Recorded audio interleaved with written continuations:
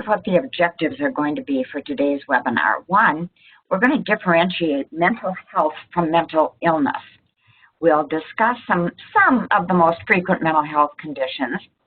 We'll look specifically, though, at depression and anxiety and personality disorders. Can't hit them all, but those are some of the most common. We'll look at the demographic groups that tend to be most at risk. You may be surprised at that. We'll look at some of the myths of mental illness, and they are abounding out there.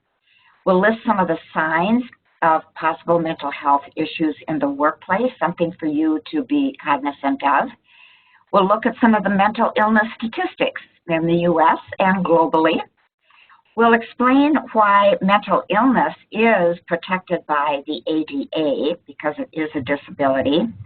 We'll describe the interactive process, actually I should have put that in quotes, that is required by the ADAAA. And if you don't have the interactive process, that in and of itself could be illegal. We'll explore the accommodations that might be required by the ADAAA. We'll examine the role of the workplace in creating a healthy environment. We'll combat negative stigma of mental illness in the workplace. That's something you'll need to do. And then how do you, in general, generate a workplace culture of well-being? So with that, let's get started. I'm going to let you just read this slide. I'm going to take a drink of water. Got a little bit of hoarseness today, so go ahead and read what mental health is.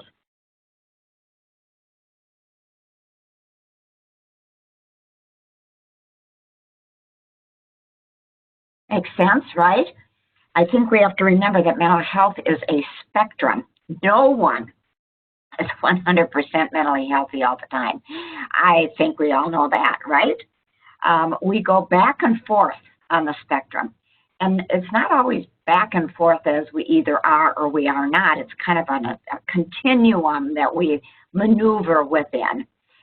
You cannot determine an individual's mental health by their behavior. I think sometimes we will hear that somebody has committed suicide and their family members will have said, oh my gosh, we had no idea that they were in so much psychic pain. We didn't know. They acted just their typical selves.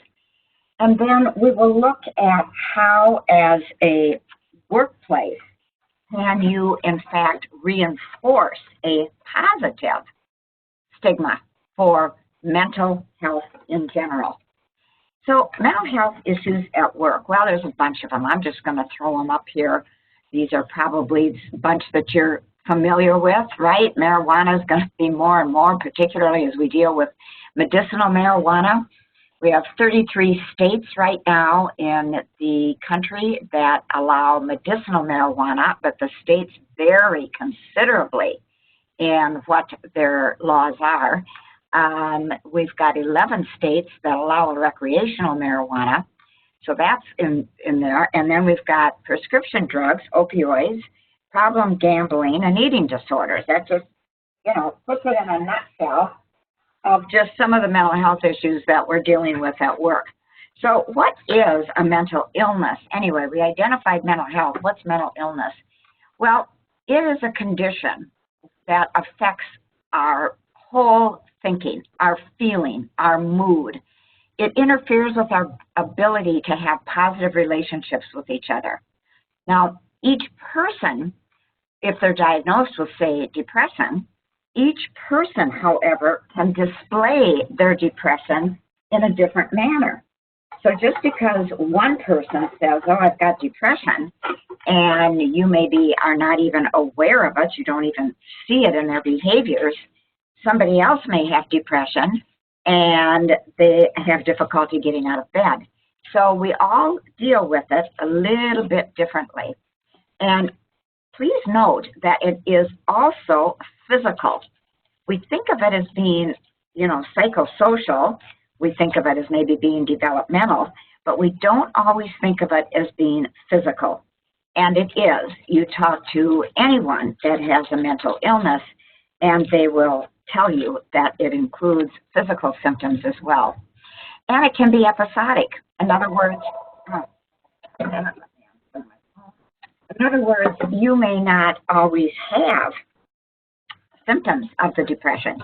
You may not always feel symptoms of your personality disorder. It may come and go. So what are some of the signs of some mental health struggles in the workplace? Let's look at some of them. Absences, wanting to leave work early, coming in late, having emotional outbursts, mood swings, anger or irritability when they haven't been in the past, change in hygiene even. Let's look at some more. Crying for who knows what. Loss of interest in their job. So there can be some real apathy regarding their job. They may not be able to make decisions, solve problems as readily as they did before. They are known to just not be the person that they used to be. That might be a comment that you hear. It can affect harmony within the work department or within the workplace. When you think about it, if somebody's got a mental illness and they are not acting the way they usually have, they might be more irritable, for example, a little bit crabbier. You don't have as much patience. People are not going to want to work with them. And some will say, gosh, working with her or him right now, I feel like I'm walking on eggshells. Gee whiz.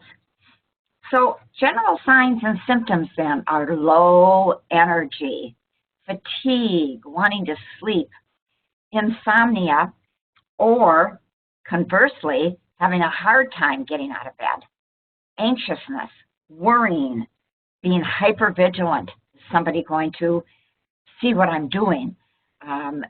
Fear that I might get caught. Somebody will know that I've got this mental illness, ruminating about things, obsessing about things, and then ever-present, sorry, the pun, presenteeism.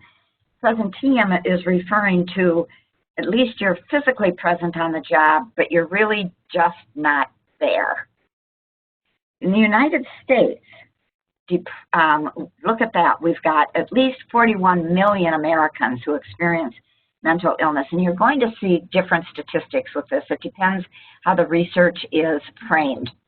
It costs at least $100 billion a year by this one study, and more days are lost because of mental illness than are lost because of arthritis, diabetes, and heart disease.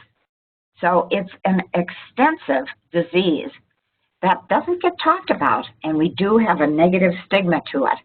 Globally, depression is huge, and then other mental health conditions are on the rise. All of them are on the rise around the world. Depression is the world's second leading cause of disability. Now, we have myths regarding mental illness. One is the myth that people cannot recover, and that's not true.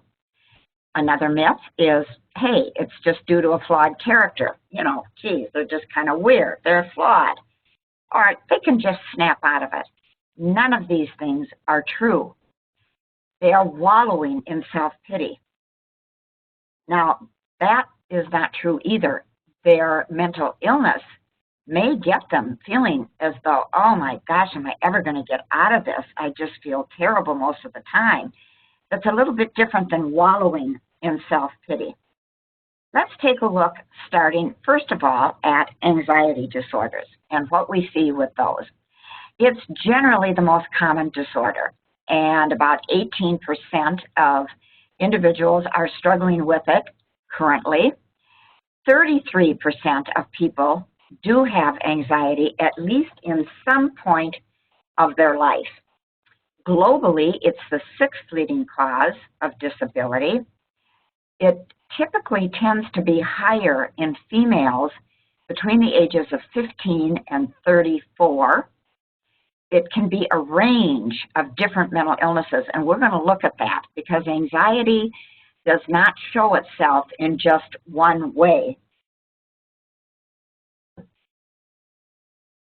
And generally, it's characterized by an excessive fear or apprehension. So let's take a look at them in a little bit more detail. The cause is generally a combination. It can be a combination of biology, in other words, what's in your genetic makeup, but also can be the environment. Now, I'm not talking about getting anxious because you have to get up and give a speech. That's not the kind of anxiety we're talking about. Environmental factors can include what kind of home life you're in, or what is your work product like, what's going on there. The treatment is generally something referred to as CBT, cognitive behavioral therapy. And it's used for actually a number of different mental illnesses. And then, of course, medications as well. It is generally underdiagnosed, and as a result, it's undertreated.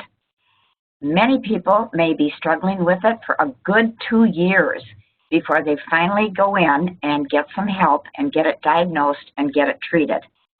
There are about 42 million people that have it in any current year. So you can tell it's a major mental illness. So let's take a look at some of the symptoms just of anxiety. It can be panic and fear. It can be actually a crippling panic or fear. It might be persistent and extreme anxiousness or worry. There can be constant unwanted thoughts related to anxiety. And then you get physical complaints. Remember, there are somatic or physical symptoms with all of these diseases: sweating, trembling, an upset stomach. Maybe it's that your stomach isn't upset, but it's like you've got butterflies in your stomach, or it feels as though your heart is beating fast. So there are many, difficulty speaking. Sorry, forgot that one. There are many anxiety disorders, and they very often occur with one another. So it's usually not just one, but a couple of them. They can occur with other mental illnesses. For example, anxiety and depression both come from the same part of the brain. So it's not uncommon for depression and anxiety to co-occur. Now let's look at some of these anxiety disorders. You'll recognize some of them. Separation anxiety disorder. Remember when our babies go through that time? I was getting my taxes done the other day, and my accountant has his dog in the office with him. And when the accountant left the room, the dog exhibited separation anxiety. Phobias. I don't know about you all, but how about claustrophobia? Nowadays, they've got MRIs for people that have claustrophobia. There's fear of snakes, fear of other people, fear of going outside. There's a social anxiety disorder, which I'm going to talk to you about specifically. And then we have panic disorders and panic attacks. And then just plain old generalized anxiety, all right? Now, there is, as I mentioned, the social anxiety disorder. And the EEOC says this is where the ability to interact with other people is impaired. Therefore, it interferes with a major life activity, which makes it then a disorder that falls under the American Disabilities Act. So let me give you an example. This was a woman who got hired to work, believe it or not, in customer service. Now, her customer service work was all on the phone, so she didn't have to interact with other people physically. One of her coworkers, though, became quite ill, and her boss asked the plaintiff in this case to please step up to the desk, customer service desk, and to interact with those customers that needed help. Well, she told her boss, she said, I can't do it. I have this social anxiety disorder. I just can't do it. And they said, well, you're going to have to. And so she quit and she sued and she won. And she sued under the American Disabilities Act. All right. Now, anxiety at work, of course, can be an issue. Don't we all get that? Because of poor job productivity. It can cost a ton. Look at what it costs U.S. workplaces. And when we have anxiety at work, we miss an average of 5 days a month, 18 days lost within 3 months. You can see why it costs money, why there can be a drop in productivity. There might be absenteeism, turnover. So there's 1.5 times the risk of absenteeism when individuals struggle with anxiety at work. And there is double the risk of poor performance because of this mental illness. They visit the doctor 3 to 5 times more often because they often have these physical complaints as well as their anxiety. So then what role does work play in actually negatively impacting mental health of their employees? Well, you think about it, and there is more office hours, correct? And usually that's without an increase in pay. Somebody quits or somebody gets fired, and their responsibilities are given to another individual. That other individual is not compensated with additional pay. You get the idea. 83% of employees say that they're stressed about their job. And when we ask them about it, they say that it's not the job itself. It is generally because of their manager. The stress levels rise for women and men. In fact, we know that the stress levels begin in elementary school, and they continue upward. And work stress then is felt much earlier in life. And even though we think, well, shoot, when you're in school, that's not work. Well, it is the kids' work. So what else happens? We've got executive stress, and that often does not get much attention. We've got people that go on vacation, and they work during their vacation, if you can imagine. How many of you have done that? Poor management. That's a huge reason why people quit their jobs, is poor management. Bullying, of course, is a huge issue in today's workplace, as well as harassment. We've got the Me Too movement, but that's only dealing with sexual harassment. We've got the harassment of all the other protected classes, not only the federal, but the state and your city. Make sure you know what those protected classes are. Well, let's take a look at personality. Now, we've always heard about the right brain, left brain, right? Right brain is your more intuitive and creative brain, where your left brain is your more logical and sequential brain. That's kind of been shown not to be so true. And when we think about personality then, it's really a construct. It means this was a phenomenon that's been constructed by human beings. They constructed it. But it is considered to be the conglomeration of our traits and of our habits. It impacts everything. It impacts who we are, how we think, how we feel, what our behaviors are. Now, it's estimated that 60% of who we are came from birth, so it's in our genes. And about 40% is learned and then eventually becomes a habit. Now, let's look, since we talked about personality disorders. These folks are in a fair amount of pain, and I'll be pausing periodically to take this drink of water. Okay, so let's take a look. When you have a personality disorder, and they very often go undiagnosed, these folks typically are inflexible. Their habits can be damaging, not only to themselves, but to others. They have a real impairment in their ability to work and their ability to love. Their pathology, meaning the disease, affects not only them, but everybody that they have relationships with, that they interact with. So that may include family members. It can include those that they work with. It's usually in place by the teenage years, right around 14 or 15 is when we start to see it. And it's difficult because think of teenage angst, and sometimes it's hard to diagnose at that age because you don't know, is this just Susie being a teenager or Johnny going through puberty? We don't know, so it's difficult. About 20% of the population does have a personality disorder. It is incurable. This is one of those mental illnesses that is incurable. However, it is treatable in some cases.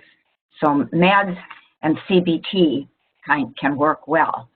Now let's look at the different types of personality disorders. I'm just going to throw these out here and you can take a look at them.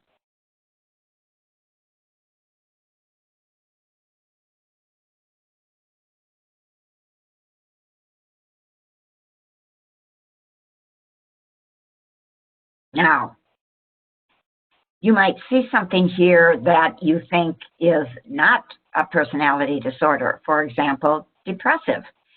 So, but it is. We also have the disease of depression, but you can have a depressive personality disorder. Someone might be narcissistic without necessarily making it a personality disorder.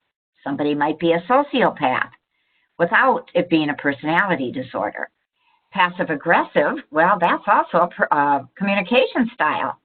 You know, when we communicate, we might either be passive-aggressive, or just, what did I say? Passive-aggressive. Yeah, passive-aggressive are folks that wear a T-shirt, and on the front of the T-shirt it says, I don't get mad, and on the back it says, I get even. So we want to be careful. All of us demonstrate passive-aggressive communication styles at times. We all do. It's built into our DNA, and that's different than having the passive-aggressive personality disorder. Let's look at some of the common patterns. As I mentioned, they tend to be inflexible. They tend to be rigid. They have a crisis orientation. For some reason, they seem to be comfortable with a crisis. It's chronic. You don't get over it, as I mentioned. They're in denial. They don't realize, unless they've already been diagnosed and they're in therapy, that they have it. They can create some drama as a result. And what happens, which is very, very sad with personality disorders, is that their same behaviors are repeated. It actually then causes a change in the brain chemistry. And so they get caught up into a defect in the feedback loop within their brain, so that their brain essentially will keep them stuck and keep them sick. It's a severe mental illness.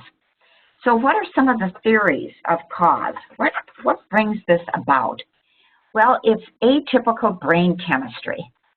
So they suspect that at least one of the theories is that there's a genetic component to it. But that's not the only theory.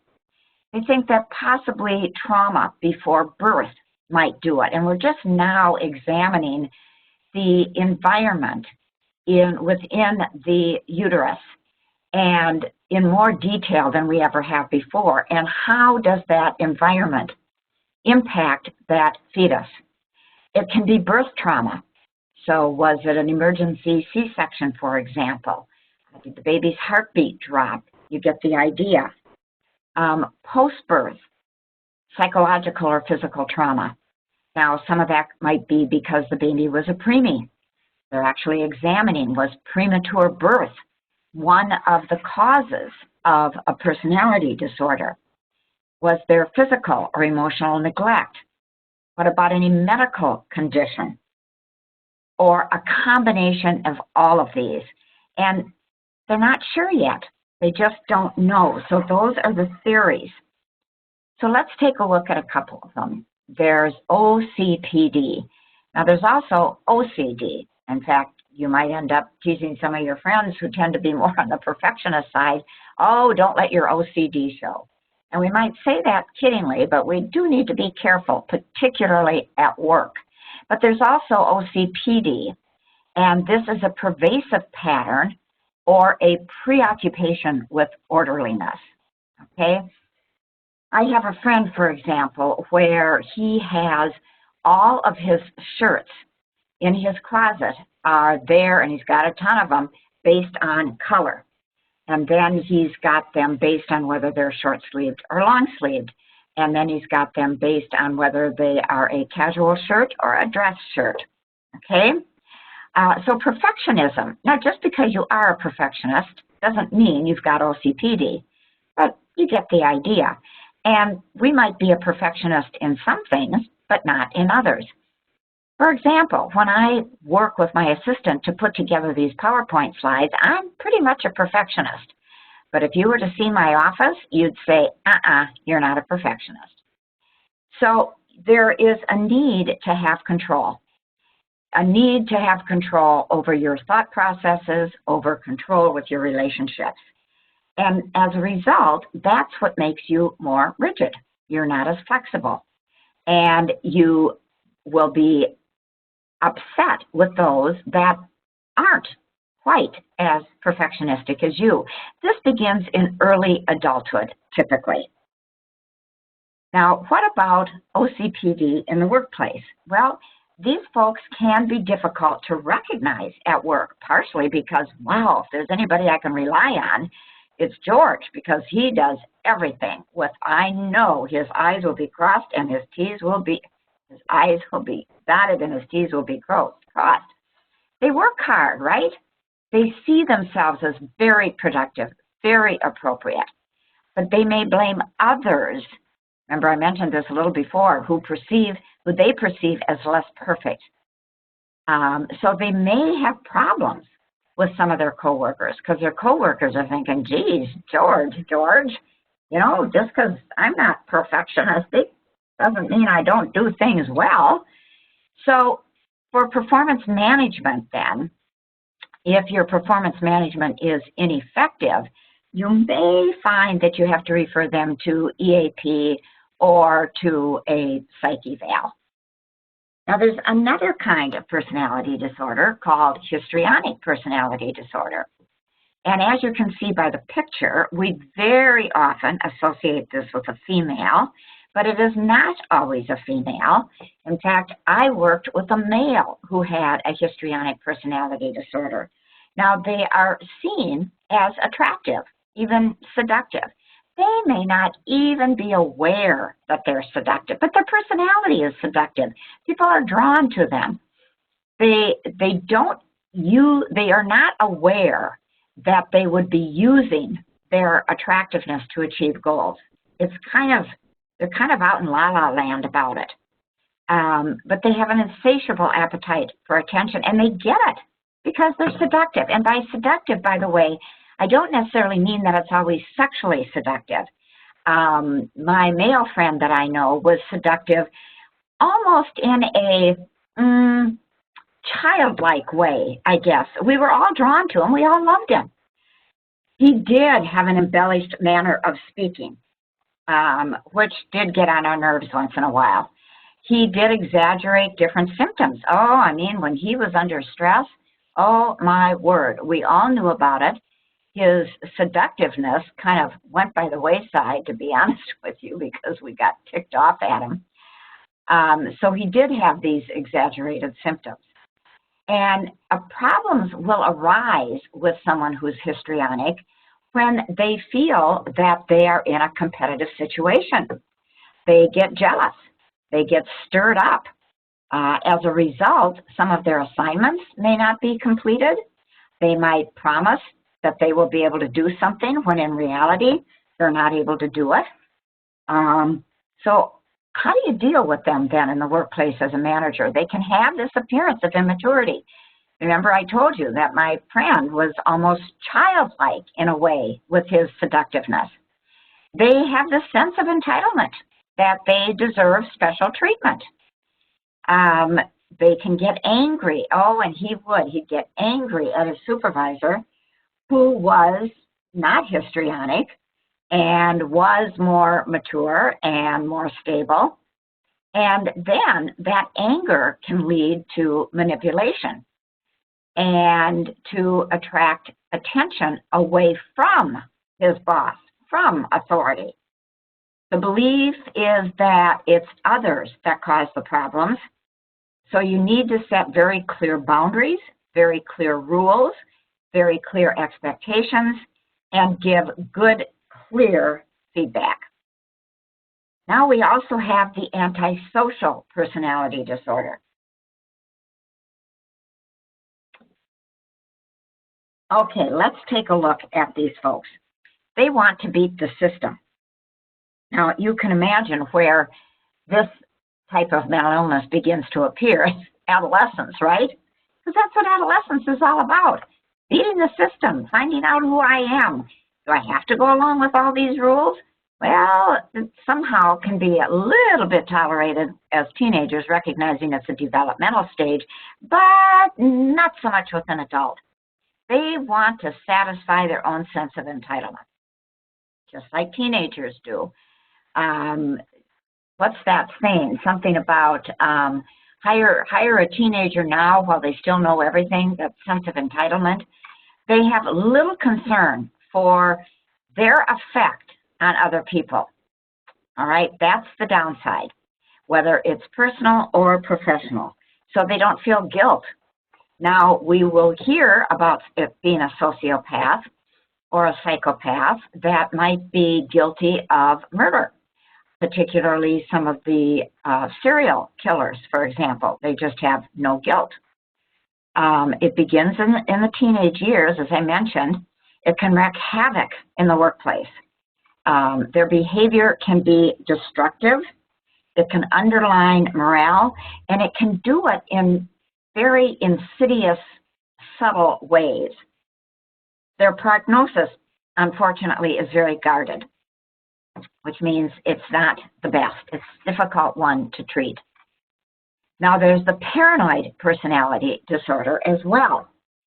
And this disorder is heightened by the accomplishments more than the criticisms, all right, which you'd think would be the other way around. So they mistrust their friends, their colleagues, and even their family. They interpret other people's motives as malevolent, not to be concerned with benevolent. So they don't trust people. It begins in early adulthood as well.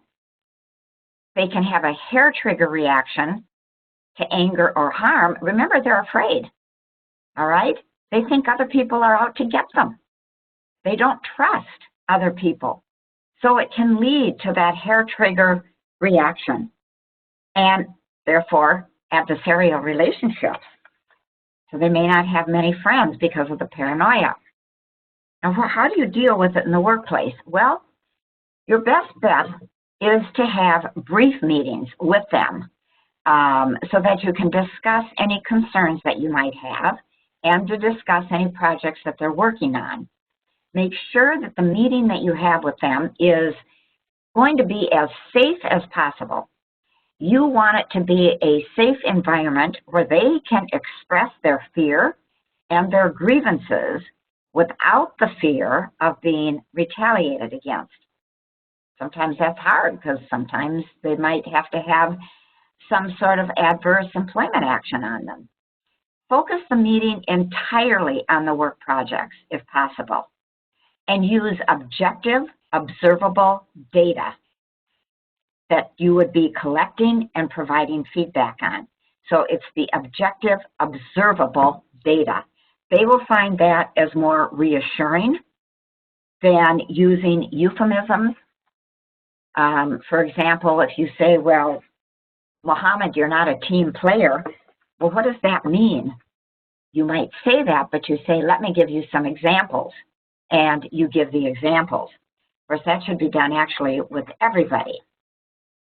Now we'll talk about the borderline personality disorder. They probably are very miserable. They have intense emotions. They have impulsive behaviors. They might very subtly divide family members or workers. They may or may not have panic disorders. I've got some friends that have been diagnosed with borderline personality disorder. One of them does have a panic disorder, the other one does not. They can be a real challenge for people to manage. It helps if they have gotten treatment. They're not as tough to manage. They need to be very clearly set with limits on workplace conduct. The manager needs to anticipate that there might be some angry protests. And that can be difficult because they're very good workers.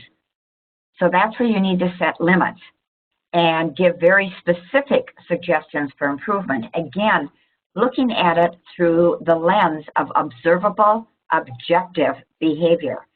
No euphemisms. Let's look at the narcissistic personality disorder. And as you can see by the arrows, it's all about me, me, me, me, me. So they have a strong detrimental effect on the workplace. Why? Because they're only thinking about themselves. But what makes it tough is they're also so charming. They're also very intelligent, and they can advance their agenda because they're charming and intelligent, and their agenda may have nothing to do with the concern or the agenda of others within the organization. All right? Now, how do you deal with a narcissistic personality disorder in the workplace? Well, whoops, sorry about that. One, they're difficult to recognize, for one thing. So you want to be sure that you approach them in a very non-threatening manner and use the correction in their constructive behavior. Make it light and balanced with positive input. Now, a lot of these things you should do with everybody, really. And when you think about it, you are not psychologists, you are not psychiatrists, you are not psychiatric nurses, so you can't actually diagnose people. But this just gives you an idea of some of the personality disorders and some of the mental illnesses you'll run into. So passive-aggressive personality disorder, well, they're difficult to recognize too, and because their passivity can be very hidden. There's a resistance, that's the passive, and it can be hidden. Remember, they don't get mad, they get even. So they passively resist, and they can do that by sabotaging somebody's work. That's a calm passivity. They're unaffected, generally, by irritations in the work environment. They seem unaware that they can create anger in others. They may appear as sullen and argumentative, and by the way, that in and of itself is passive behavior, all right? If somebody's always pouting, if somebody's sullen, if somebody's quiet all the time, if they're argumentative, that in and of itself can be passive. They might alternate between being defiant and contrite. And how do you deal with that? And they can be totally unaware of their own subtle aggression, but they aren't the only ones. You and the people that you and the individual work with can also be unaware of the subtle aggression. That makes it tough. Remember, they get even. All right? So how do you deal with the passive-aggressive personality disorder in the workplace? Well, as usual, they can be difficult to manage. Be sure that you document all the complaints that come forward about them from others. You will have to address low productivity. Presenteeism, for example, is one way that they are passively aggressive. All right? So their productivity is low. So, your coworkers are going to get angry about that. They're going to think, hey, what the heck? We're all on this team together. I don't see you pulling your weight. And there will be that resistance to change. So be sure that you document. You have to be aware of some of those subtle resistant behaviors. Depression. Let's look at this one. I think this one is the most common. You can see how much money is lost with productivity every year in the U.S. About 15 million Americans struggle with major depression. Some will say, so it depends on the research. Some will say, oh, it's higher than that, it's 18 million. And others now, because depression is getting to be so much more common, it might even be higher than that.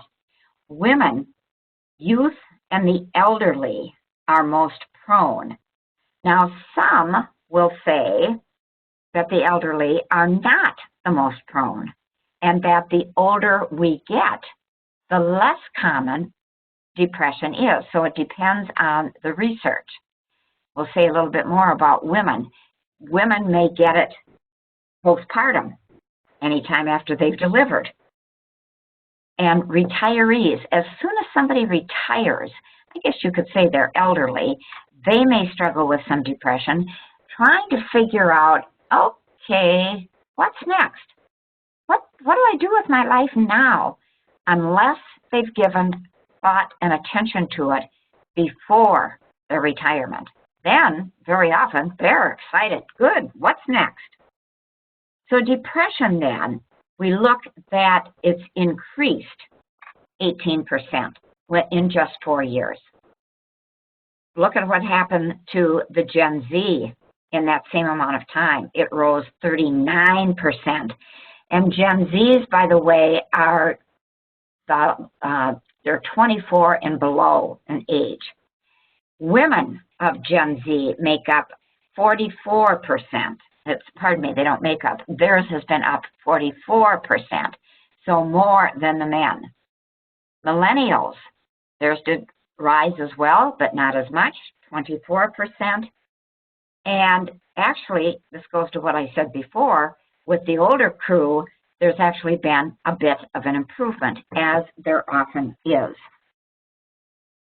So let's take a look again at depression. It's the #1 cause of disability worldwide. Now, if you remember, an earlier statistic said that it was #2. So I just want to draw that out because it is a difference in how the research is framed, who does the research, etc. About 70% of people with depression are in the workforce. So I want you to think about that. You have people in your employment that are mentally ill. And remember, mental illness is not just somebody who's hallucinating. In fact, that kind of mental illness is fairly rare. But we are talking about people with PTSD, people that have depression, people that have anxiety, people that might have bipolar. And a full 70% are depressed. So what might that mean then for you as an organization? What can you do to help make your workplace more inviting and healthier? 200 million lost workdays, boy, that's a bunch, that's costing you money. $52 billion lost in productivity and insurance payments. Again, look at what that's costing you. Depression is an expensive disease, and it's one of the top 3 reasons why employees access your employee assistance program. I hope you have one. If you don't, please get one. Now, we have different kinds of depression. Clinical depression, I'll let you read while I take a drink.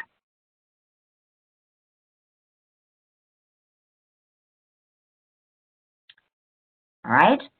Then we also have a kind of depression called dysthymia. This one is quite common. It's a depressed mood that can last 2 years or longer. The symptoms are less severe, and you may only have some episodes of major depression. People may not even realize when they are depressed, whether it's a clinical depression or a dysthymia, that they actually have depression until they go in and see a therapist. I know a friend of mine was just not functioning. She wasn't functioning well, and she just wasn't herself. She was very fatigued all of the time, tired all of the time, just didn't want to go out and get together. You know, she just wasn't herself.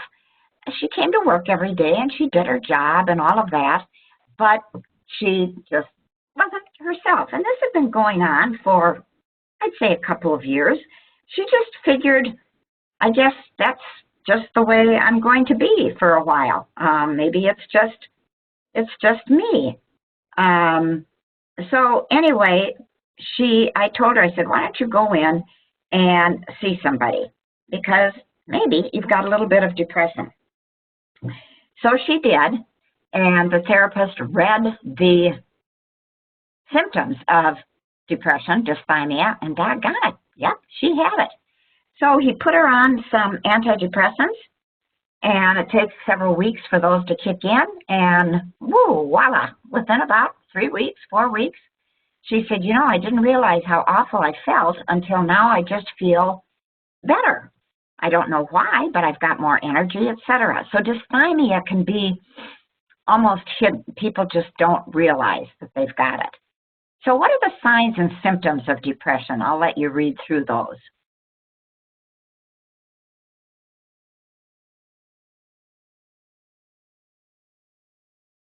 sleep problems, by the way, can mean you either can't sleep or you're sleeping too much. Might depend on whether you've got clinical depression or dysthymia. All of these symptoms can fit for both. It's just to the degree that you have them.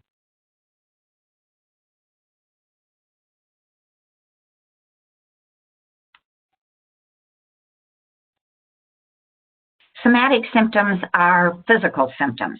It's not uncommon for people that have depression or dysthymia, I'm going to just say depression, to end up having headaches more often or GI upsets more often or aches or pains or whatever. That's quite common to have physical symptoms. So these are some of the signs and symptoms of depression. So what are the causes? Well, you're going to see it again. It's a combination. It tends to be in the genes again. It's psychological, social. It's a combo. And it actually causes a change in brain function. So the brain chemistry gets altered. So the neural circuits, in other words, going from one neuron to the next, which is the brain cell, one neuron to a neuron to a neuron, creates a circuit, they actually get altered. And it makes changes in what transfers nerve impulses from one neuron to another are neurotransmitters, dopamine, serotonin, you've heard of those. And it can alter those neurotransmitters. So when you get on an antidepressant, the different antidepressants will usually play a role in altering the amount then of the neurotransmitter that can be reabsorbed back into the neuron. That's probably more than what you ever wanted to know. Sorry, the nurse in me gets caught up into that. But I do think it's important for you to see that depression, as in all of these mental illnesses, is located in the brain. It changes the brain chemistry. It changes the brain physiology. It even can change the brain anatomy. Now, there is perinatal depression, and we think of it only as prenatal, but it can occur anytime during pregnancy and after. It's more severe than just the baby blues. It's a full-blown major depression. It's extreme sadness, it's exhaustion, and it's anxiety. And women will say, I don't get it. I've been wanting this baby. I've just had this perfect little baby boy or baby girl. I love this baby to death. Why do I feel so awful? And sometimes we end up with psychotic depression. Psychotic depression is a very severe type of depression. It becomes where the individual becomes psychotic, and they will have delusions and hallucinations. Then we have, I don't know if any of you have heard of this, seasonal affective disorder. Those of us in Minnesota, we all know we have it, okay? It starts about the time of, when we go on daylight savings time, when the days are getting shorter. And it lasts, well, it's starting to let up a little bit now. I've got it. I think all of my friends have it, where it subsides in the spring. Now, believe me, it's only the middle of February. We don't have spring yet, but you know what we do have? Longer days. We've got almost 2 hours of daylight than we had back in October. So it subsides in the spring. But when we have it, we do social withdrawal, increased sleep, and oh, guess what? We love those carbs. So we end up gaining weight. We call it nesting when we get like this. We don't want the cold, we don't want the snow, and we would just as soon sit home, chomp on some popcorn, maybe pour us a little glass of vino, and turn on the TV and turn on the fireplace. That's what we see as seasonal affective disorder. Fortunately, it dissipates. Like I said, it's only the middle of February, but we're already noticing a change. Here in Minnesota as well as in other northern states, during the winter, we have a lot of clouds, very little sun. And that plays a huge role. Now, of course, with depression, we think of suicide. So about 800,000 people die a year from suicide. It's more common in men in higher income countries, which includes the United States, by the way. It's more common in females, though, in lower and middle income families. Now, it's been said that more women attempt suicide, but more men complete suicide. So it's a major, major problem that does not get enough public health attention. Now, young women, millennials, born between 78 and 99, they are the largest segment of the U.S. workforce. Their depression and burnout rate is more prevalent than anyone else. And when you think about it, think about not just women, but men as well. Think about the different stressors that they're under. Well, actually, and not only millennials, but I guess we'd say Gen Zs as well. I'm a baby boomer. But think about it. The millennials are the first generation to make less money than their parents, be more in debt, and grow up with social media. Now, others, I look at my grandson, he is in the Gen Z, he's 15. He has never known life without social media. Me, on the other hand, I'm a boomer. I graduated from high school in 1964. I mean to tell you, we used typewriters. I even used them before they were electronic, if you can imagine. So we've had to learn all the social media. I think it's been just a kick. I've loved it. But the millennials have had a whole other ballgame with it. So the women in particular struggle, and particularly with depression and burnout. So what you need to do is treat mental illness the same as you would diabetes, heart attack, or cancer. You want to make sure that when somebody that's been out with mental illness comes back to work, you are as welcoming to them as you would somebody who's come back from having had heart attack or chemo. You get the idea. So when you do this, you do not ever diagnose, counsel, or treat any of your employees who may have a mental illness. Instead, you notice some of these symptoms and you offer help. You create a respectful environment and you increase your knowledge, and not only yours individually, but everybody's knowledge within your organization by doing training on what is mental illness. And try to find the best words to use. So I'm going to let you read this slide.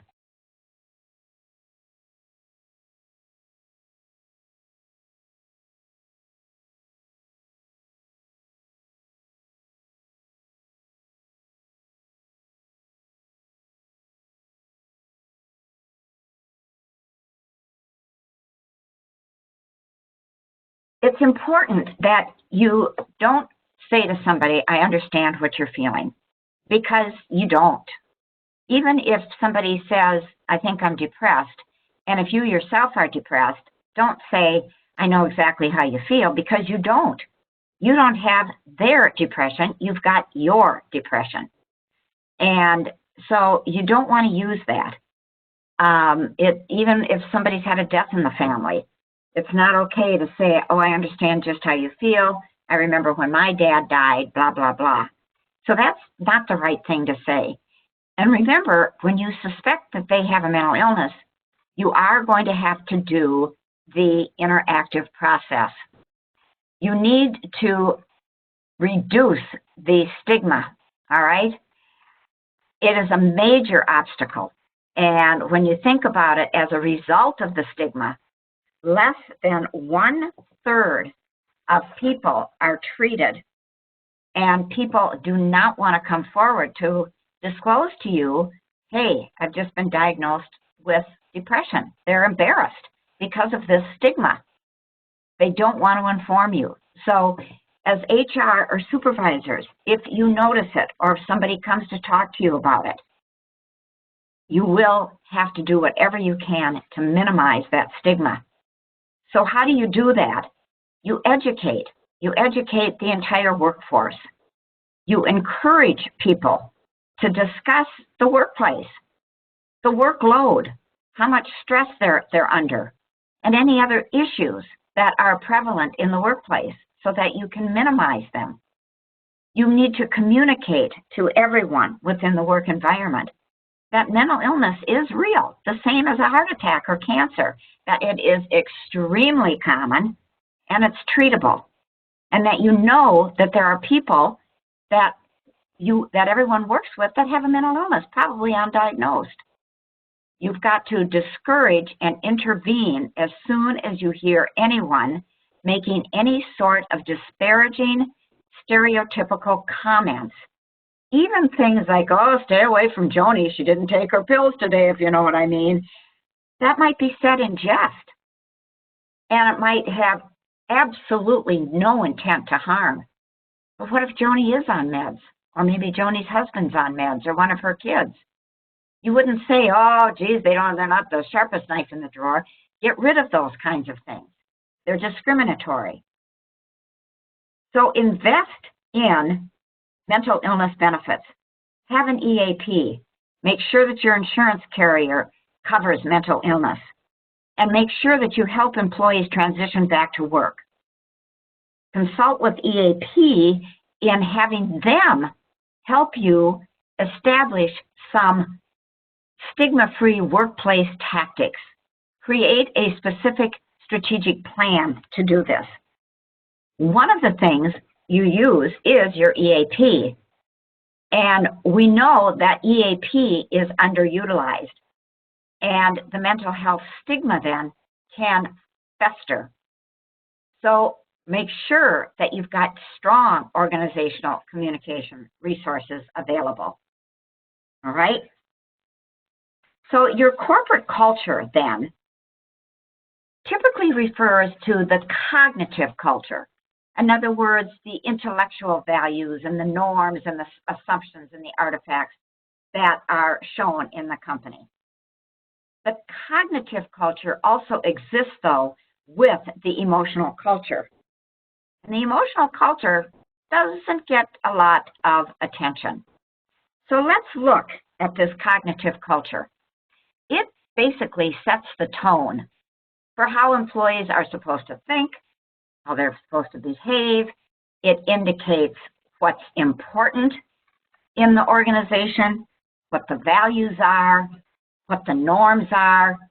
You know, you better not do this because I tell you, they might tell you it's only 40 hours a week, but guess what? What are the artifacts? In other words, what are the things that are up and around in the organization? What kind of signage is there? What kind of posters are up? What do your desks look like? What is the building layout? All of those things are culture artifacts. And then what assumptions do people have? What assumptions are made about HR? What assumptions are made about management? What assumptions are made about the viability of the organization now that we're in 2020? Get the idea. This kind of culture is almost always conveyed verbally. If you ask people what's your cognitive culture and tell them what it is, they could throw it out. Well, these are our values, these are our norms, etc. But every culture has an emotional culture. And this is also shared affective values. And by affective, we're talking about emotional values. The norms. What are the norms in terms of expressing emotion at work? What are the artifacts? Do any of your posters demonstrate culture in terms of emotion, such as diversity, inclusion, belonging, employee resource groups? Do you have a meditation room, for example? Do you have a mother's breastfeeding room? Those sorts of things are assumptions that govern which emotions people have and express. What are those assumptions? Is it the assumption that in our place, you do not cry? In our place, you never express anger. In our place, it means you've got to be even keeled all the way around. Which emotions are employees better off suppressing compared to expressing? And this culture is usually conveyed non-verbally. Now, the emotional culture is rarely managed, and it's an important part of mental health in your work environment. It's less deliberately managed as cognitive. Go around once. Take a walk around your workplace. See what you can see that's emotional culture compared to cognitive. Often, you'll see it's not managed at all. Teams become angry as a result because emotions are not considered anything to manage, to discuss, to reflect upon. Consequently, they get reckless. All right? And so what are the influences then for emotional culture? I'm going to throw these out.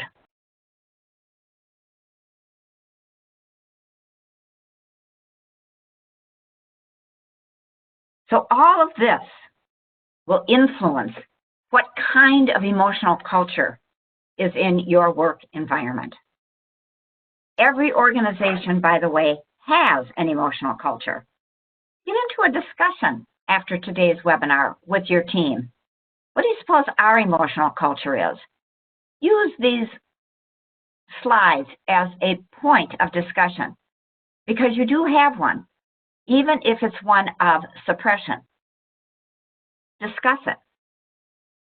So managers and emotions then.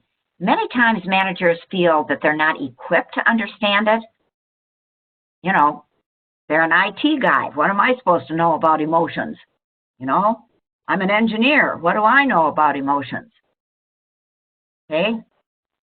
So they may regard that in terms of their role, it's irrelevant and it's not part of their job. And they might believe it's unprofessional. So therein gets a discussion.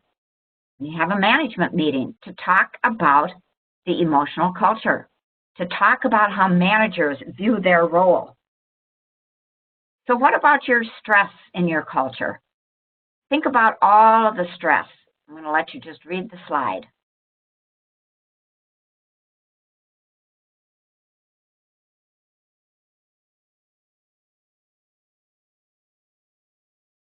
You get the idea.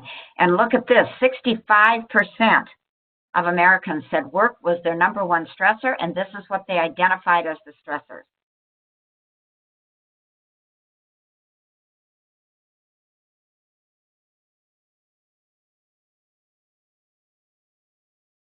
Gives you an idea.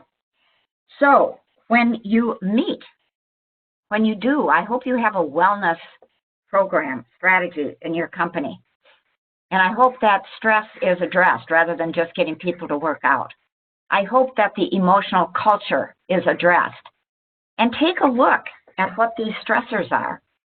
Do an assessment of your employees to find out how they're feeling about working at your company.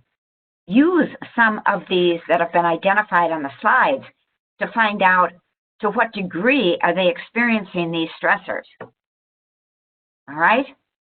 So you've got to remember that the workplace culture can very much have a negative impact on mental health.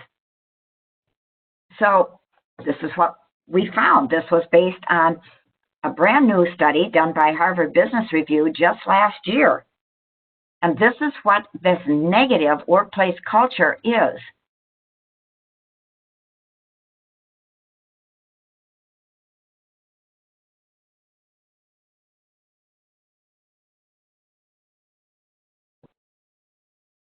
Take a look at that. 50% of millennials and 75% of Gen Zs left their job due to mental health reasons. So what are you doing then in your organization to create the most healthy environment that you can. Take a look at these corporate values.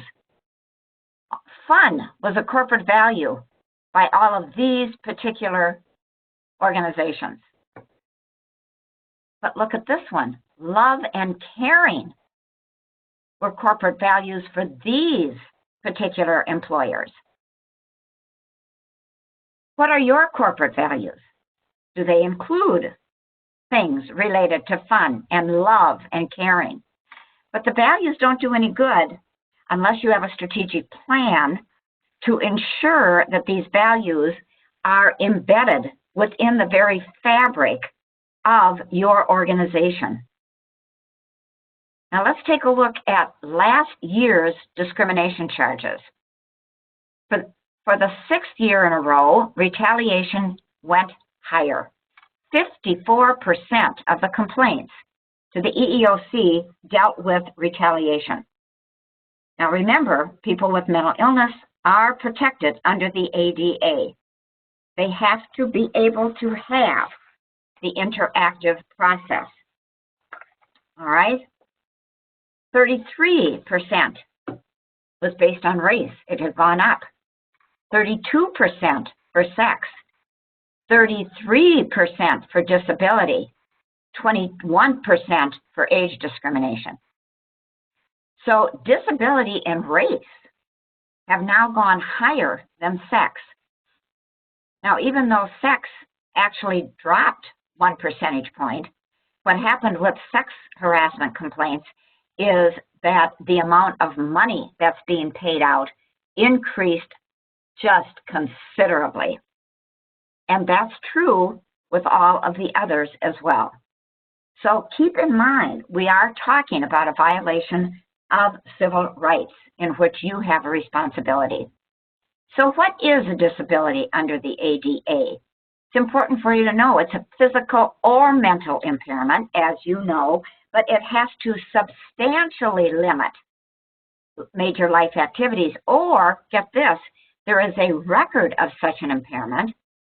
In other words, an individual may have had depression, they're on meds now, and they're not depressed, but they have a record of it, or you regard them as having this impairment. Yeah, even thinking that somebody does protects them under the ADAAA. So this is what a qualified individual with a disability is. I'll let you read that.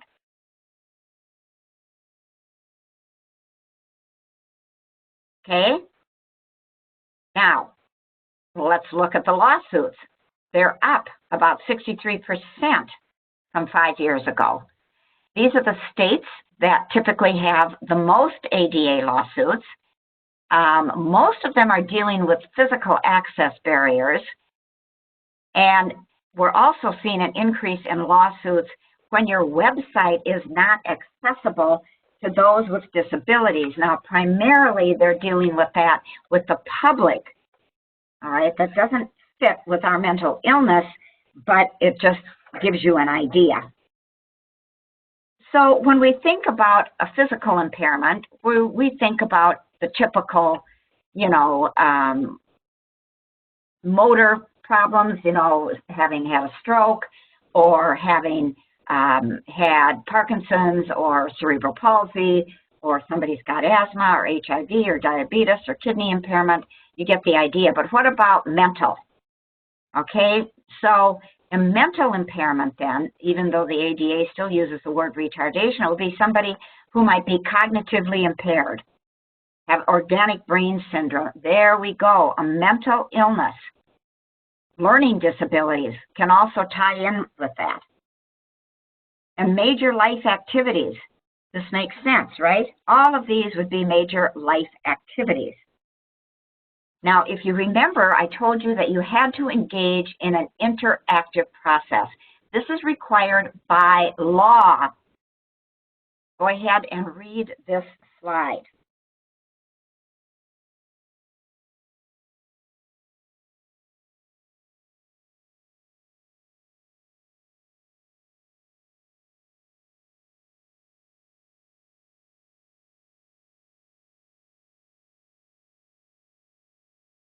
And when you do this interactive process, you need to document that you did do every one of those steps. If you do not have an ADA accommodation policy, you may have it in with your general discrimination and harassment policy, but at least add a section on ADA accommodation and include the steps for the interactive process.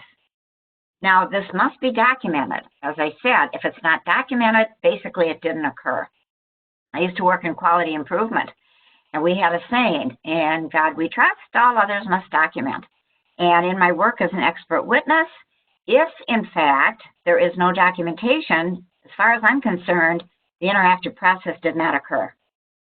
All right, so you document every single thing that you did. And you keep a file then on this individual dealing with the fact that they are protected under the ADA. It's in a locked file drawer.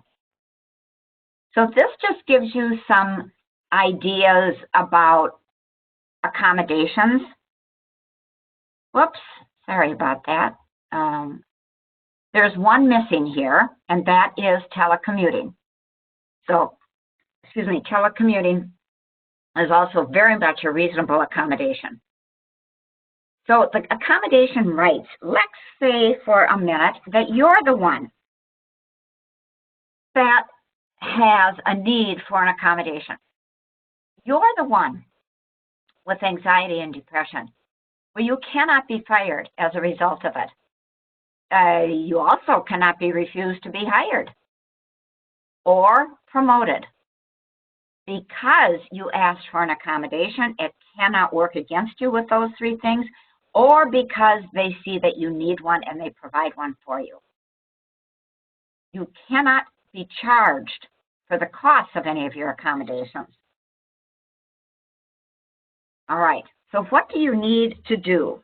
Well, make sure that you've got an ADA accommodation policy, or that your ADA policy is embedded within your discrimination and harassment policy.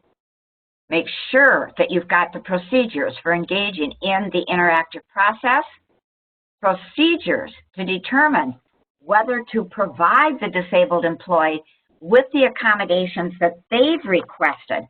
Ideally, you want to do that, but it may not be possible. You may have to provide a different kind of a policy, and be sure that your trainers or your managers are trained. And who's going to do your interactive process anyway, the manager or you or both? But your managers must be trained on ADA and on the investigative process, to determine who's going to do that process. So what are some of the most common mistakes then that managers make? Well, one, they fail to engage in this interactive process. Failing to do it is illegal. They don't document it, which of course means basically that they didn't do it. They don't recognize a request for an accommodation under the ADA. Now, the individual does not have to use a buzzword. They don't have to say, "I need an accommodation." They can just come to you and say, "You know, I'm really having a hard time getting out of bed in the morning and getting here. I'm just really struggling with some energy." You know what? That needs the interactive process. And to provide additional leave as a reasonable accommodation, if they've used up all their FMLA, then they are eligible for ADA. And then properly understand the idea of an undue burden. So with the FMLA and ADA, the failure has been failure to provide this additional leave time after the 12 weeks. And you need to be able to determine this request for a reasonable accommodation on a case-by-case situation. So the latest on telecommuting, use a common sense approach. You may refuse it if the job absolutely requires face-to-face interaction, although these days, well, between Skype and Zoom and WhatsApp, you can, FaceTime, you can pretty much do face-to-face interaction. If you need to coordinate work with colleagues, but even now, I mean, we've got Google Docs and all sorts of other things. We've got other clouds. That might be tough too, or requires immediate access to documents or other information located in the workplace that's not online. This was by the Sixth Circuit, but for most of this, it doesn't apply as much anymore. So what is an undue burden anyway? Well, this is what it is. Significant difficulty or expense. Now, this tells you in a little bit more detail. I'm not going to read these. You can read through them after today's webinar. Whoops, those are them. These are the ones by the EEOC. They are very close to the others that are in the literature. And these just make sense, right? So that would be an undue burden. Now, one thing be sure you have is essential functions in every one of your job descriptions. It can make the difference if you're being sued as to whether you or the plaintiff will win. So make it very clear as to what essential functions are. And then how much documentation can you request? Well, only that the person has an ADA disability and that requires an accommodation. You may not ask for any documentation that's not related to the disability that necessitates the accommodation. You may not ask for medical records. And if they have more than one disability, again, you cannot get information on the other disabilities unless they all are requiring some sort of an accommodation. You can only ask disability questions related to the job, and if the individual has an invisible disability, such as a mental illness, then they need to inform you of that disability in order for them to be protected under the ADA. Even then, you still can discipline for these types of misconduct. Be careful about that, all right, because you don't know if the misconduct might be because of their ADA-protected mental illness.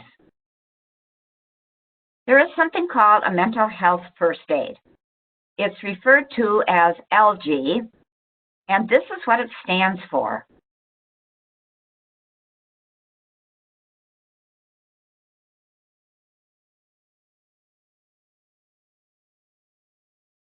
You can read more about it at that website, and it might be something that you would want to include in your training, because when you think about it, this should not be up to just HR or a manager. This is something that everybody within your organization can provide to someone that they're concerned about. So the business case then for this culture of well-being mentally is more productivity, higher sales, hey, more creativity, more money, don't we want that?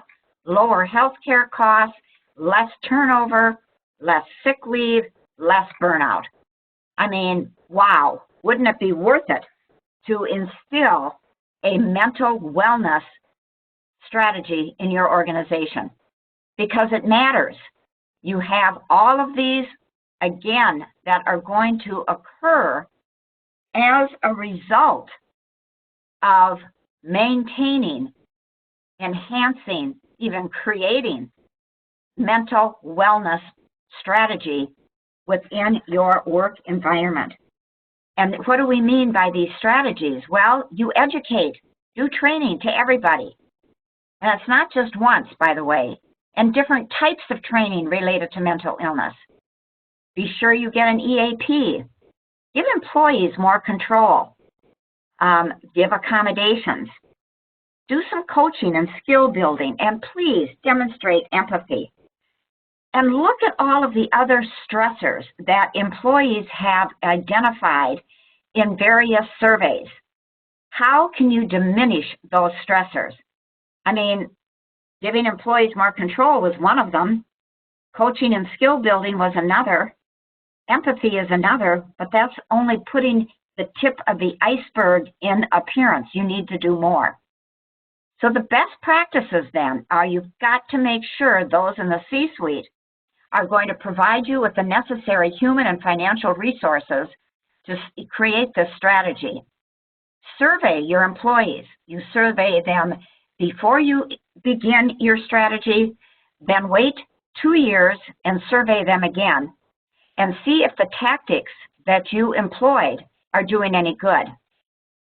You have to recognize that there is an interplay between the mental and the physical health of every one of your employees. And make sure, if you already have a wellness program, that you include issues related to mental health. If you don't have a wellness program and you're designing one, make sure you include mental health. Now, I've given you this, and this comes from the EEOC guidance on mental health conditions in the workplace. So there it is. This is what an employee can be asking themselves. And it would be something that those of you that are on today in HR and management, go in and read this, because this is going to give you pointers in your mental health wellness program. So what do you want to do? Provide support. Give reasonable adjustments to work conditions.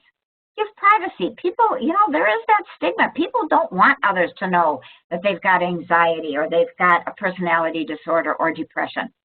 You do want to encourage an employee to seek help. Reduce their work stress in whatever way you can. Provide them a list of mental health resources and make sure that you've got mental health in your healthcare plan. And I've given you some links that I think might be helpful as well.